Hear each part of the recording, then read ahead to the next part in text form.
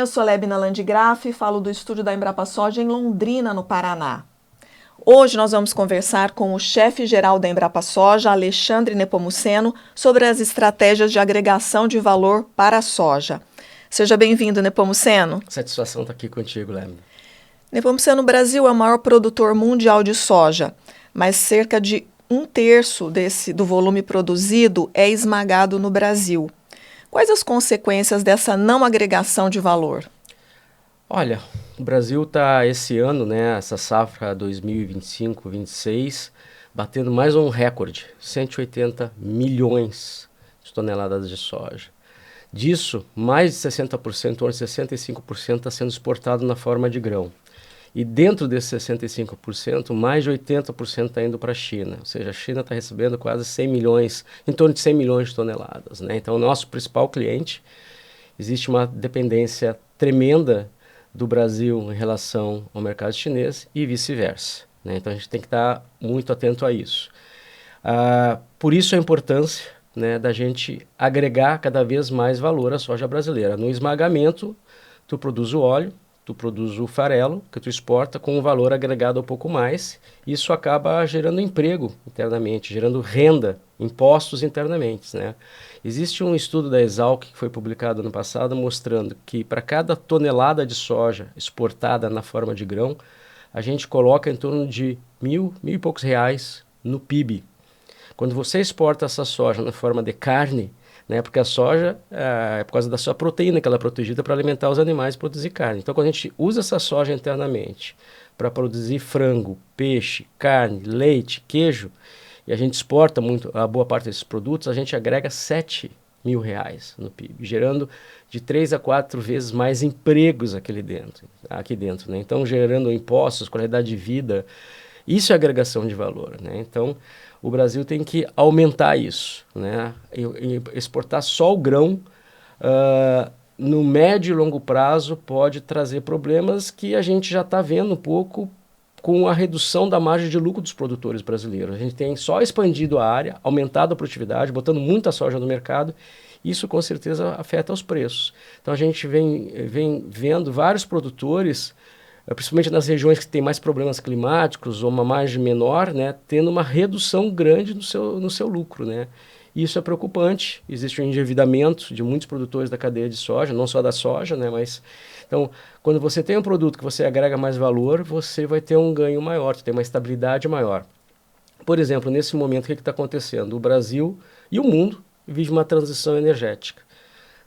Ninguém bate o óleo de soja em termos de volumes, pelo menos aqui no Brasil, como óleo vegetal que pode ser usado para fazer biodiesel, HVO, SAF, que é o combustível de aviação. Hoje no Brasil, 80% do biodiesel é óleo de soja. Os outros 20% é óleo de soja indireto, porque é sebo, gordura de porcos e aves que come soja. Então, é muito importante a gente ter isso em mente.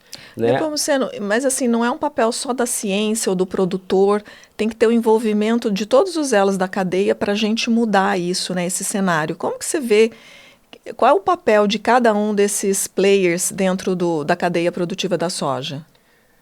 Eu vou dar um exemplo que eu vou dar agora. Por exemplo, foi uma estratégia de governo, uma política de governo, aumentar o percentual do biodiesel no diesel.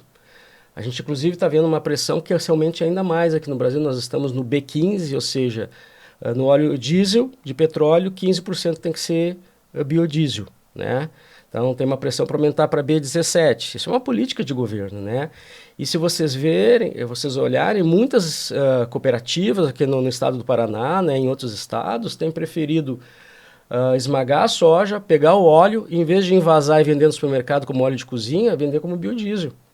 Porque essa pressão, essa estratégia do governo de aumentar o percentual de biodiesel no diesel tem mantido o preço, tem mantido o valor da soja em patamares interessantes. Não são os melhores patamares que a gente viu, mas ainda é o que tem ajudado o preço da soja a estar num patamar interessante. Isso é extremamente estratégico, porque, de novo, gera empregos, gera renda, diminui a poluição, porque você está usando um óleo o biodiesel, no caso, sustentável, feito a partir de uma fonte sustentável. Apesar que em alguns locais, principalmente da Europa, se critica a soja brasileira, mas botando toda a culpa em desmatamento, e na verdade nós temos alguns problemas realmente pontuais que têm que ser combatidos com desmatamento ilegal, mas a grande parte da soja brasileira é feita em sistemas de produção sustentáveis. Por isso que nós, inclusive, criamos aqui na Embrapa Soja o soja baixo carbono para mostrar em números que a soja não é a vilã. Muito pelo contrário, ela sequestra carbono e produz proteína, produz óleo. Tá? Só que a gente, como brasileiro, tem que aprender, né, a agregar mais valor. E aí vem um pouco da tua pergunta. Não é só o setor produtivo, não é só a ciência. Nós temos que ter iniciativas de governo, nós temos que ter a indústria química, né, porque estão surgindo novos usos, que é isso que eu gostaria de falar em termos de agregação de valor. A gente já agrega na produção de carnes. Mas, por exemplo, os americanos já deram um novo salto no uso da soja. Tá? A gente agrega também na produção de biodiesel, isso o Brasil está fazendo bem, mas existem outros saltos vindo aí. Usar o óleo de soja, principalmente na química fina, tá? Para a produção, como a gente tem visto, uma grande empresa americana de produção de pneus fazendo pneu com 60% feito de óleo de soja. Né, inclusive com uma qualidade melhor para climas frios, etc. Né? Você vê cidades do meio oeste americano, prefeituras, e é só entrar no YouTube e você botar lá óleo de soja, asfalto, em inglês, vocês vão ver cidades fazendo asfalto com óleo de soja. Você tem, se você entrar no site da Associação de Produtores de Soja dos Estados Unidos, que é a Soybean Board Association, né? Você vai ver empresas fazendo solas de sapatos, né, chinelo, tipo um chinelo de dedo, com óleo de soja, que é um apelo mais interessante para a sustentabilidade do que esse, você fazer um produto que antes era feito com petróleo, né, que a gente sabe os problemas do uso do petróleo para o meio ambiente, né, e agora fazendo com uma substância sustentável. Eu dei esses exemplos, Lebna, porque tudo isso é agregação de valor. Se a gente começar a usar a nossa soja para fazer esse tipo de produto, a gente vai estar criando indústrias, fábricas, né, emprego, né, geração de valor. Então, é o salto que o Brasil tem que dar. E aí entra a ciência. Isso que eu ia te perguntar, qual tem sido o papel da Embrapa para favorecer a agregação de valor no caso da soja? Tudo isso que eu falei, no caso específico do óleo da soja, né, ele já pode ser feito com óleo normal. Já vem sendo feito. Mas você pode melhorar a qualidade do óleo de soja. Se você olhar o teor de ácidos gráficos, né, são os componentes do óleo. Existem vários tipos de ácidos gráficos. Né? A soja tem o palmítico, o esteárico, o linolênico, né, o oleico, não vou entrar em detalhe. Mas a soja tem um baixo percentual de ácido oleico, por exemplo, né, que é 20%. Já existem variedades no mercado americano com mais de 80% desse óleo de melhor qualidade, mais monossaturado. Por que isso é importante? Esse óleo alto-oleico, né, quando ele é usado para biodiesel, quando ele queima, ele reduz as emissões de óxido nitroso. O óxido nitroso é um gás que é 300 vezes mais poluente que o CO2 em termos de gás de efeito estufa. Né? Quando ele queima, pela essa característica, ele produz menos borra, ele dá menos problema de entupimento, né? Porque os nossos motores, eles não estão calibrados. A grande maior parte dos motores a diesel brasileiros, quando tu aumenta o teor de óleo de soja, começa a dar esses problemas de polimerização, entupimento. Então tem que ter toda uma calibração, porque inclusive existem instituições aqui no Brasil, grupos familiares que usam óleo de soja nas suas áreas, que usam o óleo de soja com 100% biodiesel de óleo de soja, mas aí os motores estão calibrados. Seria muito difícil a gente calibrar toda a frota brasileira para evitar esse tipo de problema. Então, se tu usar um óleo de soja alto-oleico, né, que é o que eu estou tentando falar, seria mais interessante. E aí que entra a ciência. A Embrapa Soja botou como prioridade no seu programa de melhoramento, né, desenvolver as primeiras variedades com melhor qualidade de óleo. Tá? Esse é um exemplo de onde a ciência pode trabalhar. Eu foquei muito nessa questão de agregação de biocombustíveis em produtos vulcanizados que vêm a partir do óleo. Mas uma outra coisa que é interessante a gente tentar agregar mais valor é melhorar a qualidade das rações. A soja, basicamente, hoje no mundo, o principal uso é fazer ração, né? A ração para alimentação animal. Só que a soja, a proteína da soja, ela é naturalmente deficiente em alguns aminoácidos. A proteína, ela é composta de vários aminoácidos, triptofano, metionina, lisina, né? Isso que compõe uma proteína. Só que tem alguns aminoácidos que a soja é deficiente, tipo o triptofano, metionina. Então, quando você faz uma ração, você tem que adicionar artificialmente na ração para dar uma melhor alimentação para o animal. Essa adição adicional é cara, né? Esses aminoácidos são feitos artificialmente. A China hoje é o maior produtor desse tipo de aminoácido, né? E é caro, então isso encarece a ração. Então, se a gente usar a ciência, e é o que nós estamos fazendo aqui na Embrapa Soja, usando, por exemplo, essa técnica revolucionária que é a edição gênica, está revolucionando a genética no mundo. Você alterar algumas rotas metabólicas, mexer em alguns genes, você colocar de volta na soja esses aminoácidos que foram perdidos com a evolução, a gente não sabe a razão, mas tu ter um farelo, no final tu vai ter um farelo de soja que tu não teria tanto custo em adicionar esses outros aminoácidos. Isso também é agregar valor. Então são exemplos de como a ciência pode colaborar. Eu te falei nas questões do óleo, e principalmente esses novos usos, né? Uma soja autoleico também é melhor na alimentação animal, melhora a qualidade da carne, tem uma série de artigos científicos mostrando isso, e esse outro exemplo na questão de proteínas. Então, a agregação de valor para o sojicultor brasileiro, para a cadeia produtiva de soja, é chave. Nós estamos falando de uma cultura que é 6% do PIB brasileiro, tá? Mais de 2,2 milhões de empregos diretos. O funcionário, aquele que está lá na fábrica montando uma colheitadeira, ele entra no PIB da indústria, acaba não entrando. Então, assim, é uma cadeia extremamente importante. E aí vem a preocupação que a gente falou do início do nosso principal cliente, a China. Nós estamos aí no planeta, infelizmente, vivendo uma série de questões geopolíticas, uma série de guerras que estão surgindo, tensões, né, geopolíticas, principalmente entre Estados Unidos e China, né? A gente viu o que aconteceu com a Venezuela, com o Irã, as questões de petróleo, mas o alimento também é uma questão geopolítica extremamente estratégica. Quando tu olha a China tendo que buscar comida do outro lado do planeta, que é daqui onde a gente está, eles estão olhando para isso. E eles estão mudando uma estratégia que eles começaram a mudar ali na pandemia, que eles viram na pandemia, houve uma disrupção das cadeias de logística no mundo. Então faltou alimento, faltou, né, peças, faltou no mundo todo. E eles saíram de uma estratégia que eles chamam de just in time, né? Eu chamo a comida quando eu precisar, eu compro comida quando eu precisar por uma por uma estratégia de just in case. Por precaução, eu quero a produção de alimentos aqui do meu lado, porque eu tenho 1,34 bilhões de pessoas para alimentar. Então o que a gente está vendo? Se a gente olhar a China hoje, e as suas estratégias de governo, né, que saiu aí o último plano deles para os próximos anos. Eles têm uma estratégia muito interessante, que completou agora em 2023, 10 anos, que foi a nova Rota da Seda. O que eles estão fazendo? Eles estão criando infraestrutura para conectar a África, o sul da Ásia, e toda a Ásia e toda a Europa, né? E se tu olhar, metade do recurso está indo para a África. Tá, eles estão fazendo em parceria com vários países africanos, né, e eu tenho dados até para mostrar, né, eles têm feito ferrovias, portos, rodovias, infraestrutura de logística, de transporte.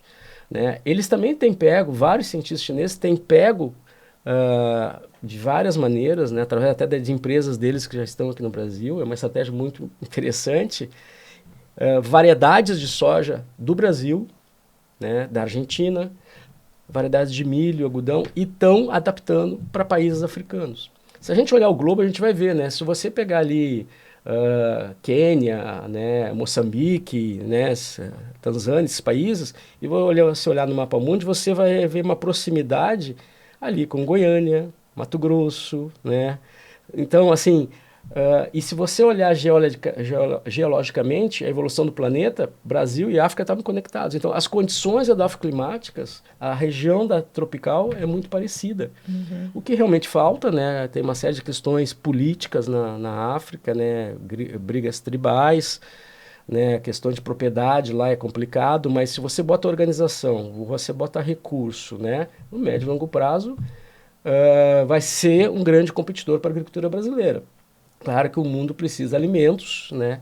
A África pode ser sim, mas olhando estritamente do ponto de vista de business, né, do negócio brasileiro, pode ser sim um grande concorrente, porque eles podem puxar a soja da metade do caminho. Só para também ajudar nessa preocupação com o nosso principal cliente reduzir a demanda. E, por norma, na China, eles já reduziram o percentual de farelo de soja nas rações lá na China de 17% para 11%. Por norma, eles fizeram essa redução. Como é que eles vão fazer para alimentar bem os animais? Eles suplementam com aminoácidos artificiais, que eles são o maior produtor do planeta. Então, tem isso. Além da África, eles têm incentivado a Índia é o quinto maior produtor de soja do mundo. Eles estão incentivando a Índia a produzir mais.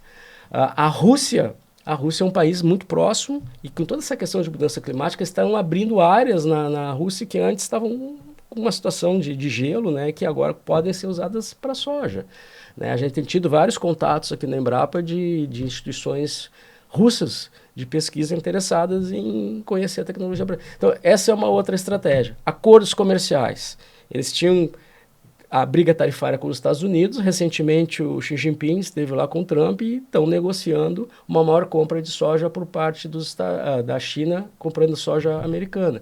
Então, tudo isso impacta, né, esses 100 milhões de toneladas que nós estamos exportando esse ano. Será que ano que vem vai ser 100, vai ser 80? Será que daqui a 5 anos vai ser 80, não vai ser 60? O que a gente faz com essa soja que a gente está produzindo e com esse aumento constante com super safras? Então, a gente tem que ter uma estratégia, a cadeia produtiva de soja e o país, né, que depende tanto do agro, tem que ter uma estratégia para isso.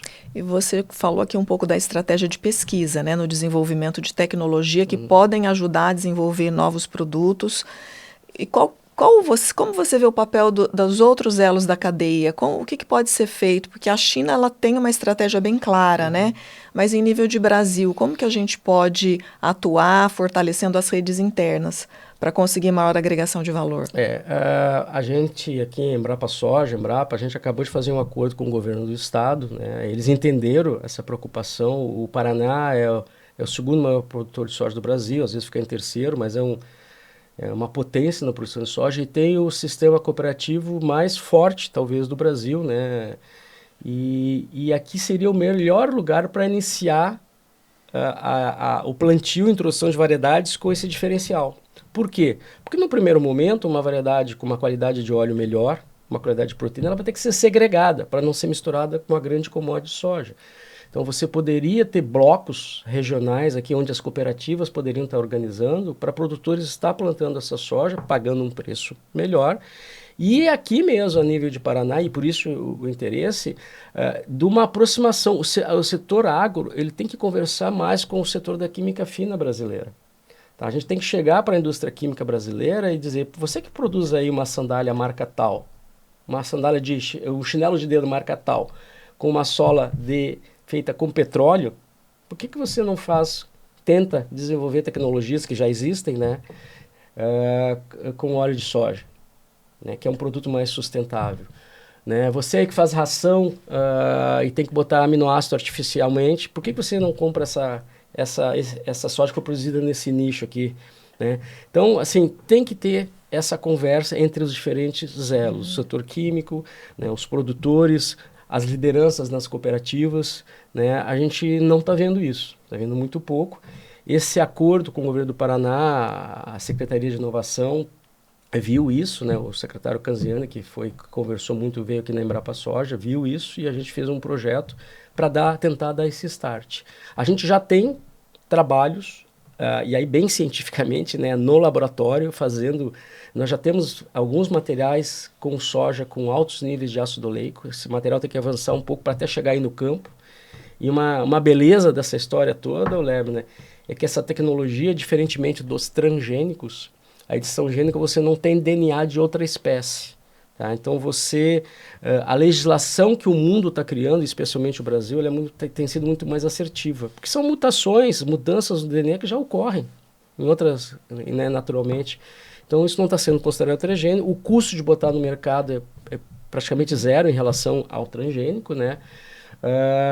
Então nós temos uma oportunidade ímpar, né, de gerar esses materiais, botar essas variedades, né? Só que a gente tem que também ter a demanda de uma indústria química, né, de um setor de ração para querer esses materiais. Então essa conversa tem que acontecer, né? Importante. Uhum. Gostaria de deixar mais algum recado aqui? Não, o Brasil só chegou a ser uma potência agrícola com muita ciência e tecnologia, com inovação. Né? A gente só vai continuar sendo uma potência agrícola, gerando empregos, gerando qualidade de vida, se a gente continuar investindo em ciência, né, e inovação. E principalmente, nada contra as grandes empresas que vêm para o Brasil, isso é importante, essas empresas internacionais pagam, geram empregos, né, pagam, né, impostos aqui no nosso país, mas é importante a gente também ter muitas empresas, né, nacionais, né, porque às vezes boa parte do ganho, né, vai embora na forma de royalties, quando essas tecnologias vêm puramente de fora. Se a gente tiver empresas nacionais, instituições públicas e privadas, né, desenvolvendo essas tecnologias, você vai fazer que o grande ganho da agricultura brasileira não vá embora muitas vezes na forma de royalties. E essa agregação de valor faz com que isso seja maior ainda. Então, um país que quase metade do PIB vem do agronegócio, a gente precisa de estratégias mais claras para o médio e para o longo prazo. Né? Não adianta chegar daqui a 10 anos e nós ficar chorando que a soja americana é toda uma soja de alta qualidade de óleo e proteína, e a nossa soja só vai ter proteína e um óleo que não é tão interessante assim para vários outros usos. Né? Então a ciência também, né, essa visão do cientista de olhar para o futuro, né, ela ajuda nisso. Então a gente, como um país, não tem nenhum país desenvolvido do mundo que não se desenvolveu com base em ciência e tecnologia. Né? Então a ciência e a tecnologia é a principal arma desses países. Então o Brasil tem que continuar investindo em ciência e tecnologia, mas todo o setor em volta, né, todos os outros players tem que estar ligado nisso, né? Tem que estar conversando também, entendendo como essas evoluções tecnológicas vão impactar os nossos mercados no curto, mas principalmente no médio e longo prazo. Tá, excelente. Muito obrigada por sua participação aqui no nosso Soja Talks. Tá, foi um prazer, foi uma satisfação, estamos aí sempre à disposição.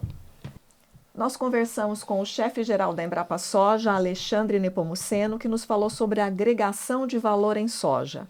Muito obrigada a você que nos acompanhou até aqui e até o próximo episódio. Acompanhe outros episódios no canal da Embrapa Soja no Spotify e nos siga nas mídias sociais.